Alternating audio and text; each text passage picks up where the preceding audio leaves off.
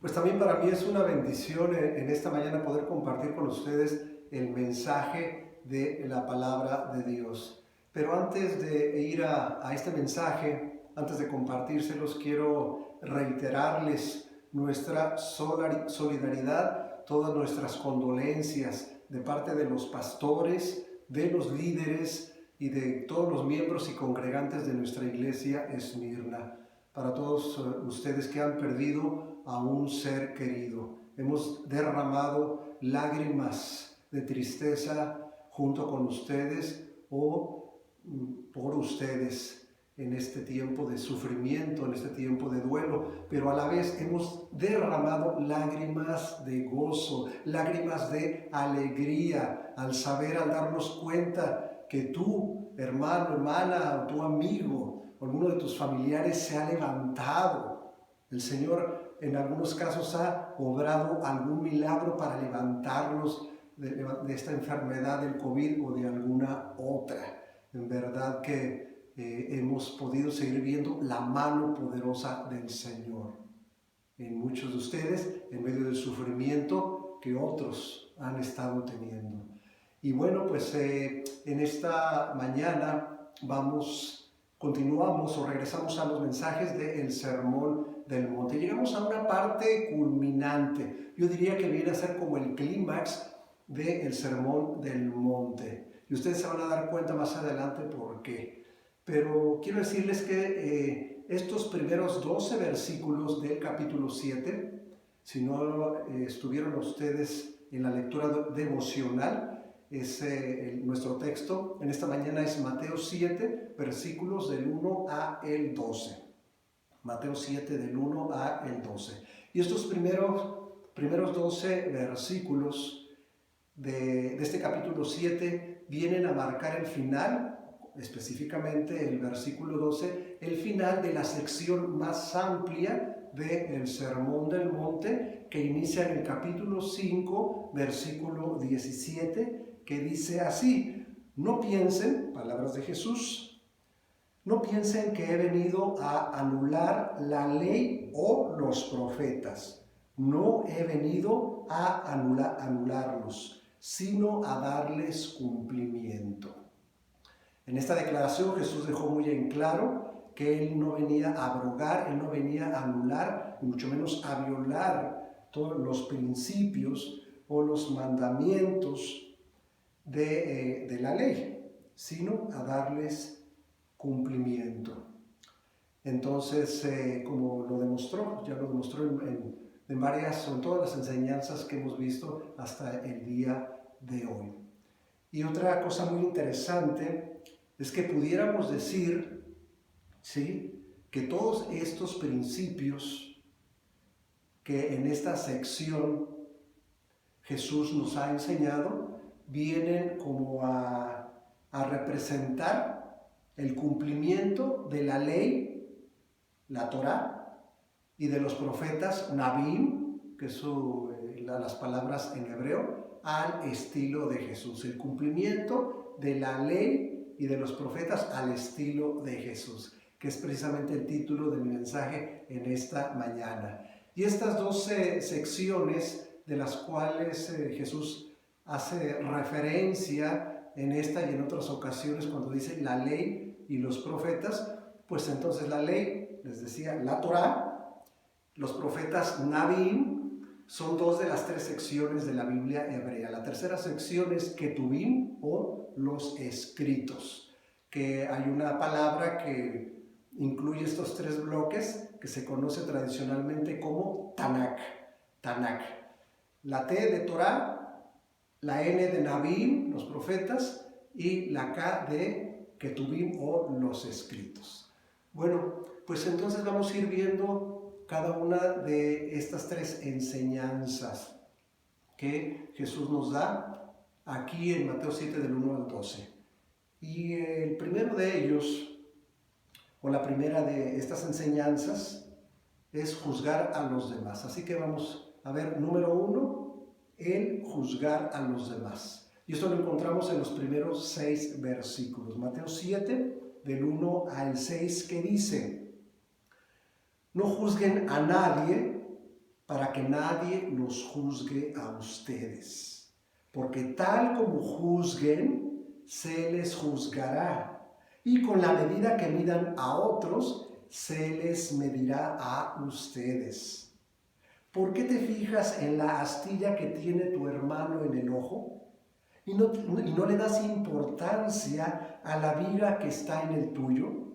¿Cómo puedes decirle a tu hermano, déjame sacarte la astilla del ojo, cuando ahí tienes una viga en el tuyo, o sea, en tu ojo?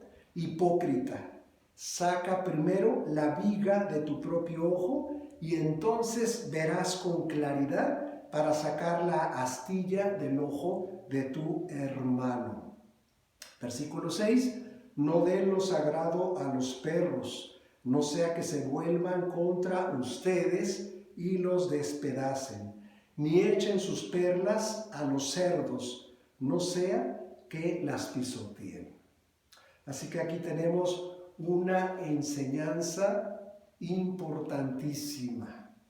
Por eso es parte de lo que yo les decía, que llega a un punto culminante el sermón del monte, juzgar a los demás. Y la exhortación, el mandamiento es muy claro: no juzguen a nadie para que nadie los juzgue a ustedes.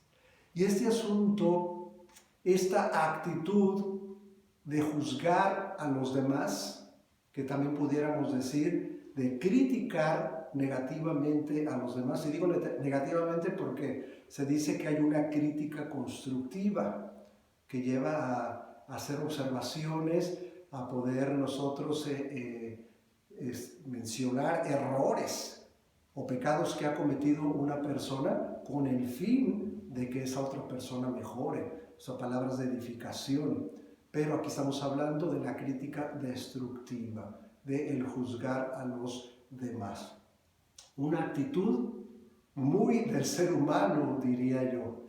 Hay una tendencia del ser humano a juzgar o a criticar muchas de las cosas que hacen los demás. Y esto lo encontramos en todos los niveles, ¿sí? Y ejemplos, por eso podemos mencionar muchos. El juzgar o criticar a nuestros gobernantes. Yo no he conocido a ningún presidente de nuestra república, y seguramente de ninguna otra nación, de que no haya sido juzgado, se hayan emitido juicios de valor, se hayan emitido críticas destructivas para con su persona, para con alguno de sus funcionarios. Esto lo encontramos pues también en muchas, por no decir en todas las organizaciones e instituciones humanas.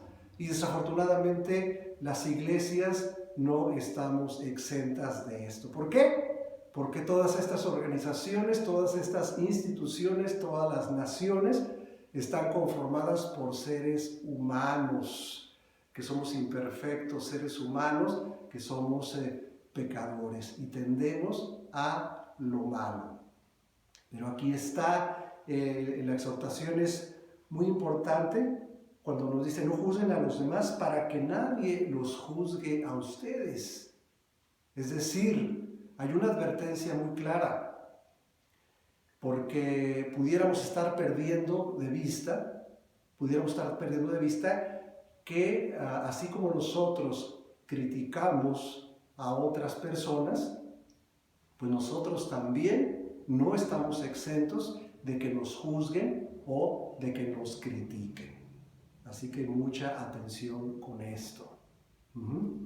Y de que alguien más nos juzgue, no nada más puede ser de alguna otra o de algunas otras personas, puede ser de Dios mismo, que Dios mismo pues nos va a juzgar. Y de hecho sabemos que al final de los tiempos Él nos va a juzgar. Pero independientemente de eso, que algo que nosotros hagamos mal, algún error, algún pecado que cometamos, alguien nos puede estar juzgando a nosotros, inclusive Dios mismo. ¿Sí? Pero luego cuando en el versículo 2 dice Jesús: porque tal como juzguen, se les juzgará. y con la medida que midan a otros, se les medirá a ustedes. Otra versión lo dice de esta manera: el criterio que usen para juzgar a otros es el criterio con el que se les juzgará a ustedes. ¿Sí? La vara con la que midas serás medido. La manera o el criterio que utilicemos para juzgar a otros, esa misma medida o ese mismo criterio puede ser utilizado para que nos critiquen a nosotros. Así que ahí vemos la igualdad, ¿no? La tendencia de Dios a que todo sea con igualdad, sea con equidad. Nadie estamos exentos de cometer errores. Nadie estamos exentos de pecar si nos descuidamos. Así que, pues no debemos de juzgar o criticar, y mucho menos condenar a quien ha fallado, a quien ha pecado. Y es muy interesante la ilustración que utiliza Jesús para reforzar la enseñanza de este principio. Y es una exageración, obviamente es una exageración que Jesús utiliza, pero es como para que pongamos atención, es así como para que nos despabilemos, para que reaccionemos en nuestra actitud de juzgar o de criticar a otras personas. Porque nos dice, ¿cómo puedes tú, ¿sí? ¿Cómo puedes tú fijarte en la astilla que está en el ojo de tu hermano? ¿Cómo puedes tú ver, visualizar la astilla que está en el ojo de tu hermano cuando en tu propio ojo tienes una viga o un tronco atravesado? Otra versión así lo traduce, como un tronco. Estamos hablando en cuanto a astilla de madera y una viga o un tronco de madera, que significa que el error, el pecado que nosotros pudiéramos estar cometiendo, ¿sí?, pudiera ser mucho más grande que el error o el pecado que está cometiendo nuestro prójimo, a quien nosotros estamos juzgando o criticando. Entonces, por eso dice Jesús aquí, mejor primero quita esa viga, ese tronco que tienes atravesado entre tus ojos, que no te permite ver con claridad la astilla de tu prójimo o de tu hermano, para que entonces, una vez que quitemos ese tronco, esa viga, podamos ver con claridad la astilla que tiene nuestro hermano ahí en su ojo. Y esto tiene este simbolismo tiene una enseñanza enorme, porque significa que cuando nosotros estamos conscientes de nuestros errores, de nuestros pecados, y atendemos o resolvemos nuestros propios problemas de pecado o de errores, ahora sí que estar limpios de pecado, entonces, porque hemos pedido perdón de corazón, nos hemos arrepentido y hemos arreglado cuentas con quien hemos tenido alguna desaveniencia, con quien hemos tenido un pleito, entonces sí podemos estar en condiciones de hacerle esa observación al hermano, a la hermana, a esa otra persona, del error que está cometiendo. ¿Por qué? Porque entonces vamos a poder ver con claridad el error del hermano, el error del prójimo. Y el versículo 6, que pudiéramos nosotros decir que está fuera de contexto, como que no tiene nada que ver con esta enseñanza, cuando dice, no den lo sagrado a los perros, no sea que se vuelvan contra ustedes y los despedacen, ni echen sus perlas a los cerdos, no sea que las pisoteen. Lo que aquí Jesús quiere enseñarnos es que precisamente cuando nosotros estamos en condiciones de estar limpios de pecado, de que hemos arreglado nuestros propios problemas o desavenencias con Dios o con cualquier persona a la que hemos ofendido o que nos ha ofendido, entonces podemos estar en la capacidad, podemos estar en la madurez de poder discernir con claridad de parte de Dios cuando alguien está mal y cuando alguien está bien. Cuando alguien ha incurrido en un error, ha incurrido en un pecado, y nosotros podemos ir a exhortarle de una sana manera para que se restaure en lugar de estar juzgando o criticando. Tenemos una capacidad de discernimiento. Y aquí en el ejemplo, en la ilustración que pone, nos hace ver que debemos de discernir cuándo es tiempo para hablar y cuándo es tiempo para callar. Hay tiempo para hablar y tiempo para callar, como dice en Eclesiastés capítulo 3, versículo 7. Y nos hace ver también que entonces debemos de darnos cuenta, debemos de discernir cuando la persona o las personas a las que les vamos a hablar o les vamos a enseñar o les vamos a exhortar de algún principio o mandamiento de la palabra de Dios, realmente van a valorar esa enseñanza, esas palabras, o las van a desechar o van a pisotearlas, como aquí dice. Que no debemos entonces lo santo, lo sagrado a los perros, y tampoco echemos nuestras perlas a los cerdos. ¿Sí? Esa capacidad de discernimiento, esa capacidad de juzgar correctamente que podemos tener los cristianos si estamos en plena comunión con el Señor, si estamos a cuentas con el Señor y si estamos a cuentas con cualquiera de nuestros prójimos. ¿Ok? Número 2, la segunda enseñanza que encontramos en estos 12 primeros versículos de Mateo 7 es alentados para orar. Alentados para orar, que encontramos entre los versículos del 7 a el 11, versículos del 7 a el 11, que dice: pidan y se les dará, busquen y encontrarán, llamen y se les abrirá, porque todo el que pide, recibe, el que busca, encuentra, y el que llama, se le abre. ¿Quién de ustedes, si su hijo le pide pan, le da una piedra? ¿O si le pide un pescado, le da una serpiente? Pues si ustedes, aun siendo malos, saben dar cosas buenas a sus hijos, ¿cuánto más su Padre que está en el cielo dará cosas buenas a los que se lo pidan? Bueno, pues aquí precisamente es una enseñanza que Jesús nos da para motivarnos, para alentarnos a que perseveremos en la oración. ¿Se acuerdan que en mi anterior mensaje yo hablaba en relación precisamente a la oración? Y esta es como para afirmar, para reforzar precisamente nuestra actividad, nuestra actitud, nuestro papel de estar orando continuamente y no desmayar. ¿Y por qué por qué podemos decir que enseña en cuanto a perseverar en la oración? Pues porque todas las palabras, los verbos están en forma imperativa en el tiempo presente. Imperativo en el tiempo presente. Pidan.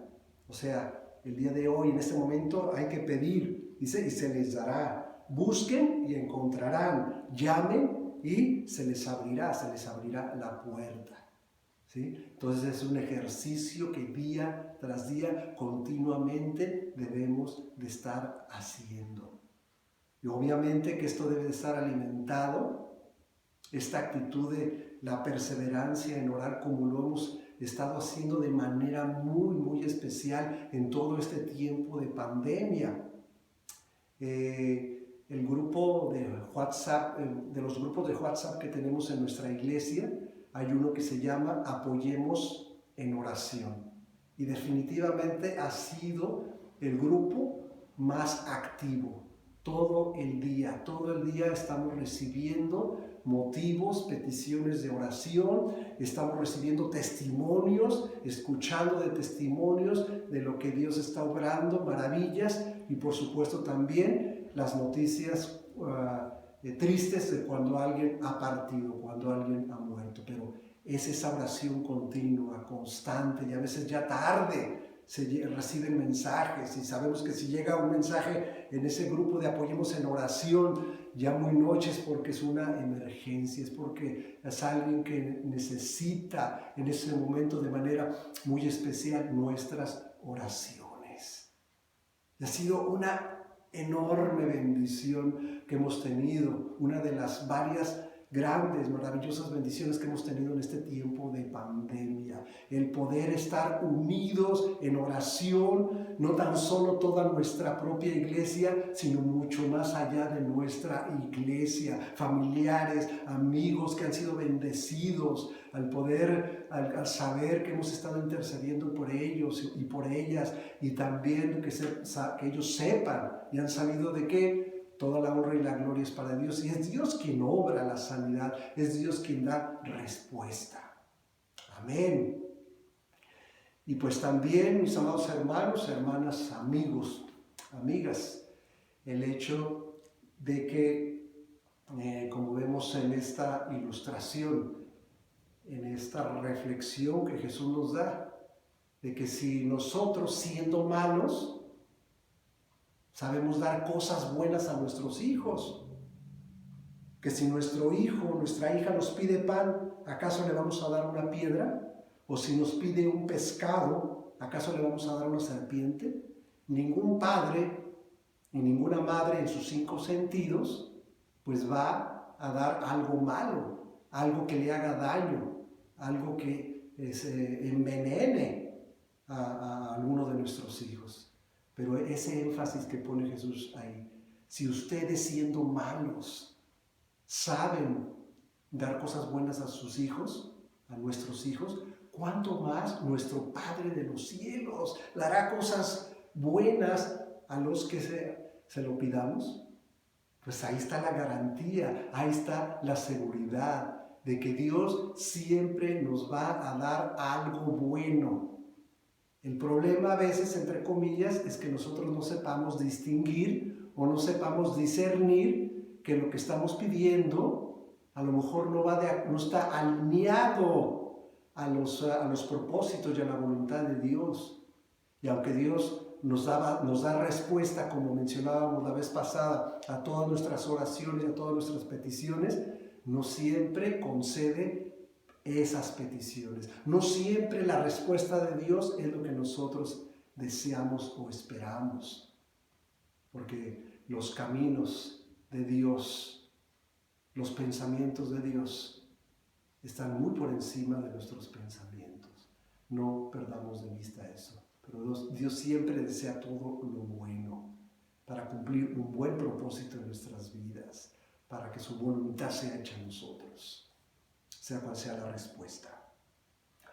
Y por último, llegamos a el versículo 12 de nuestro texto, que se llama la regla de oro. Es decir, entonces, número 3 en nuestro mensaje de esta mañana, la regla de oro. Dice entonces el versículo 12, así que en todo traten ustedes a los demás tal y como quieren que ellos los traten a ustedes. De hecho, esto es la ley y los profetas. ¡Wow! No pudo haber terminado de mejor manera esta penúltima sección del Sermón del Monte que con esta declaración de Jesús que se conoce como la regla de oro. Y déjeme decirle a usted que de los principios y de las enseñanzas de Jesús que encontramos en los evangelios, en este caso en el Sermón del Monte, sin lugar a dudas que la regla de oro es la más ampliamente conocida, no tan solo en el mundo cristiano, sino en muchas otras filosofías y religiones alrededor del mundo y a lo largo de toda la historia. Y mucha gente tal vez ni sepa que es una enseñanza, un principio que nos dejó nuestro Señor Jesucristo. Por cierto, algunos datos interesantes que quiero darles. Por un lado, la regla de oro, este título de la regla de oro, no lo encontramos en los evangelios, no lo encontramos aquí en este texto. Tampoco la frase o el título del Sermón del Monte, tampoco lo encontramos aquí en los evangelios, en las Escrituras. De hecho, la frase, la regla de oro, fue atribuida a este pasaje, Mateo 7:12, a este pasaje de las Escrituras durante los siglos XVI y XVII. Es decir, entre 1500 y algo y 1600 y algo, hace apenas algunos siglos, alrededor de 5 siglos, ¿no? 4 o 5 siglos. Entonces, ese detalle. Pero aquí en la regla de oro, Jesús nos da un estándar por el cual las personas naturalmente egoístas pueden medir sus acciones. ¿Cómo es esto? ¿Cómo sería? Tratar activamente a los demás de la manera en que ellos mismos les gustaría ser tratados. Y espero que esto lo podamos entender todos. Cuando dice, por un lado, que hagamos con los demás, que en todo lo que, como tratemos a los demás, los tratemos como queremos que nos traten a nosotros, en realidad ahí Jesús deja entrever precisamente nuestra actitud egoísta. Nuestra actitud egoísta porque decimos, no, pues a mí no me gusta que me juzguen, a mí no me gusta que me critiquen, a mí no me gusta que me ofendan, no me gusta que hagan algo en contra de mí. Es pensar nada más en nosotros mismos. Y aquí Jesús nos dice, o sea, el estándar es precisamente de que lo que tú quieras que hagan contigo o de la manera que tú quieres que te traten, entonces tú trata a los demás. Pero es una exhortación, un mandamiento positivo, es decir, nos lleva a actuar, nos lleva a manifestar activamente este principio de tratar a los demás, de buscar tratar bien a los demás como nosotros nos gustaría que nos trataran. Pero es pensando en nosotros mismos, una actitud egoísta porque pues por la naturaleza pecadora que tenemos, como decíamos en el versículo anterior, cuando Jesús dice que si ustedes siendo malos, ¿por qué? Por nuestra naturaleza pecadora, podemos dar cosas buenas a nuestros hijos, pues Dios con mucha mayor razón. Con la frase, la ley y los profetas, Jesús continúa y termina lo que iniciamos en el capítulo 5, versículo 17, como ya se los anticipaba en la introducción. Aquí cuando dice, de hecho, esto es la ley y los profetas. Entonces es como, aquí cerrando lo que mencionaba en 5:17, que dice, lo repito, no piensen que he venido a anular la ley o los profetas. No he venido a anularlos, sino a darles cumplimiento. Y ahí empieza entonces toda esa serie de enseñanzas. El capítulo 5, el 6, y aquí entonces, al terminar con la regla de oro, dice, esto es la ley y los profetas. Que entonces, a su vez, también viene a ser como una condensación, un resumen de todas las enseñanzas y principios que encontramos en el Antiguo Testamento. La ley y los profetas, ¿sí? Abarcan Mencionamos al principio dos de las tres principales o de las tres secciones de lo que conocemos como el Antiguo Testamento, que es la Biblia hebrea. Y esta, por otro lado, al terminar la regla de oro con esta frase de la ley y los profetas, bueno, es lo que les decía, ha condensado las enseñanzas del Antiguo Testamento, pero que parten de un principio tomado de Levítico, capítulo 19, versículo 18.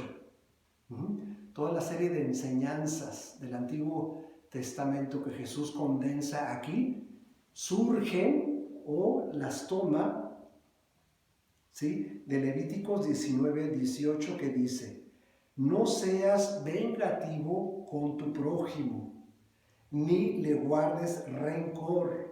Ama a tu prójimo como a ti mismo. Yo soy el Señor. Que sabemos todos nosotros, o debemos de saberlo, este es el segundo y más grande mandamiento, que solamente hay uno más grande que este, que es: amarás al Señor tu Dios con todo tu corazón, con toda tu alma, con toda tu mente y con todas tus fuerzas. Pero este es el segundo más grande: ama a tu prójimo como a ti mismo. Y es ahí precisamente de donde toma Jesús o se inspira en este principio de de Levítico 19, 18, para establecer la regla, la conocida o la que conocemos como la regla de oro. Y aquí vemos también lo que les decía cuando dice: ama a tu prójimo como a ti mismo. Pensando y Dios estando consciente de nuestra actitud egoísta. ¿Sí? Pensando en cómo queremos ser tratados, pensando en cómo que queremos ser amados, que queremos ser apreciados, ¿sí?, que queremos ser reconocidos. Entonces por eso aquí dice: así como tú quieres que te amen, ama a tu prójimo, incluso como te amas a ti mismo o como nos amamos a nosotros mismos. Ahí lo encontramos. De esta debilidad del ser humano parte Jesús, decíamos entonces, para enseñar la regla de oro. Pero al partir pensando en la actitud egoísta del ser humano, que es primero pensar en nosotros mismos y que así deseamos que nos amen y nos aprecien, pues tal vez lo que hagamos a favor del prójimo pues no sería muy desinteresadamente o incondicionalmente, probablemente. Quiero decirles también, mis amados hermanos, hermanas, amigos, amigas, que ningún otro sistema religioso o filosófico tiene su igual con la regla de oro. El mandato de Jesús tiene una sutil pero muy importante diferencia con cualquier otra declaración en cualquier otro sistema filosófico o ideológico o religioso. Nada más vamos a dar un rápido repaso a los dichos de las religiones orientales, que pueden tener un parecido, pueden ser similares a la enseñanza de la regla de oro. Por ejemplo, dice el confucianismo. No hagas a otros lo que no deseas que te hagan a ti. Dice Analectas 15:23. Ahora, del hinduismo, de la religión del hinduismo. Esto es la suma del deber. No hagas a otros lo que te causaría dolor si te lo hicieran a ti. Eso dice en el Mahabharata 5:1517. Y por último, el budismo. ¿Qué dice el budismo? No dañes a otros de maneras que encontrarías hiriente. Dice en el escrito del budismo, Udana Varga 5:18. Y hemos puesto atención dónde se encuentra esa sutil diferencia. Pues que todas estas declaraciones en las religiones orientales están en forma negativa y por lo tanto en una forma pasiva. Nada más nos indican: no hagas esto, no hagas lo otro, no hagas daño, no ofendas, como encontramos en lo que vienen siendo incluso los 10 mandamientos en la ley de Moisés. No matarás, ¿sí? No levantarás falso testimonio en contra de tu prójimo. Y todo lo que se dice en relación al prójimo, que no le hagamos daño, no cometerás adulterio. Pero la regla de oro la encontramos en forma activa, la encontramos en forma positiva. No se trata nada más de que no le hagamos daño a alguien, no se trata nada más de que no ofendamos a alguien o a nuestro prójimo. Se trata de que así como deseamos que nos traten a nosotros, acciones, actitudes, así también debemos nosotros actuar, así nosotros debemos nosotros tratar a los que nos rodean, a nuestro prójimo, a nuestros hermanos en la fe, a nuestros hermanos en la carne y a toda persona. ¿Sí? Ahí encontramos esa gran diferencia. Entonces, la regla de oro de Jesús es un mandato positivo para mostrar el amor en forma proactiva. Y termino con lo siguiente, ya concluyendo. Amar a los demás es una marca de un verdadero cristiano. Dice Jesús en Juan 13:35 que en esto conocerán todos que son mis discípulos, que ustedes son mis discípulos, si se amaren los unos a los otros. Una marca muy clara del verdadero cristiano es el amor al prójimo, es amarnos unos a otros. Alguien dijo que es la bandera del cristianismo. Y por otro lado, los cristianos no podemos afirmar que amamos a Dios si no amamos activamente a otras personas. Si no amamos activamente a otras personas como nos enseña Jesús en la regla de oro, en realidad, pues nos estamos engañando. Porque dice así en 1 de Juan 4:20. 1 de Juan 4:20. Si alguien afirma, yo amo a Dios, pero odia a su hermano, es un mentiroso. Pues el que no ama a su hermano, a quien ha visto, no puede amar a Dios, a quien no ha visto. Así que no nos engañemos, mis amados hermanos y amigos. Si decimos amar a Dios, si decimos que amamos a Dios con todo nuestro corazón, que estamos enamorados de Dios, pero no amamos activamente al prójimo, que incluso hemos visto acá en una de las enseñanzas del Sermón del Monte, que Jesús nos dice de amar a nuestros enemigos, y no nada más es decir yo lo amo, a pesar de que no lo soporto, yo lo amo, pero prefiero no mantenerme neutral, y ni siquiera acercarme a ella. Nos estamos engañando, porque la regla de oro nos lleva a la acción, a demostrar, a manifestar nuestro amor en hechos, en acciones. Ese es el verdadero amor a cualquier persona, aunque sea nuestro enemigo o aunque esa persona se haya hecho nuestro enemigo.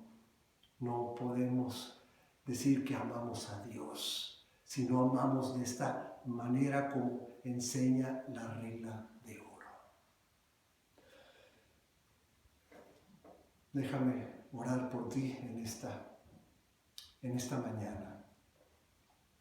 Y vamos a orar cada uno de nosotros. Y vamos delante de Dios. Si el Señor te ha hablado, el Señor te ha tocado de alguna manera en esta mañana, y tú te has dado cuenta que emites juicio en contra de los demás, que no has perseverado en la oración, y que no estás cumpliendo con la regla de oro, pídele perdón a Dios. Pídele perdón a Dios con todo tu corazón. Y si tú que no conoces al Señor, tú que nunca has entregado tu vida a Cristo, puede ser que lo más probable, por no decir, seguramente esa es la razón por la cual tú no puedes obrar de acuerdo a los principios del Sermón del Monte, de estos que de manera particular que hemos visto, que hemos reflexionado en esta mañana. Y pues vamos delante de Dios. Padre Santo, en el nombre de Jesús, te damos gracias por tu palabra. Una vez más que tú nos has hablado, nos has exhortado, nos has hecho conciencia de los posibles errores, de los posibles pecados que hemos estado cometiendo. Perdónanos, Dios mío, si hemos estado juzgando, si hemos estado criticando de una manera negativa, no constructiva a nuestro prójimo, cualquiera que sea. Perdónanos por ello y ayúdanos entonces primero a quitar el tronco, a quitar la viga que está en nuestro ojo, ponernos a cuentas contigo o con cualquier otra persona que tenemos que arreglar algún asunto, para que entonces podamos ver con claridad y podamos discernir y juzgar de una manera correcta, poder nosotros saber cuándo y de qué manera y en qué momento hablarles a las personas, exhortarles o también expresarles alguna crítica constructiva. Y Señor, ayúdanos una vez más, te lo pedimos, a perseverar en la oración. Gracias porque tú nos has alentado también, nos has animado, motivado a continuar perseverando en la oración y dejando el resultado en tus manos. Y asimismo, una vez entendiendo con claridad el significado de la llamada regla de oro, nos propongamos con mucha firmeza, con mucha convicción, a tratar a los demás en todos los aspectos como nos gustaría o como nos gusta que nos traten a nosotros. En una forma activa, en una forma de llevar el amor en acción como tú nos has enseñado. Gracias. En el nombre de Jesús. Amén. Y ahora que la gracia hermosa y maravillosa de nuestro Señor Jesucristo, el amor de Dios, nuestro buen Padre Celestial, y la comunión maravillosa que podemos seguir teniendo a través de su Espíritu Santo, vaya con todos y cada uno de nosotros. Dios les bendiga.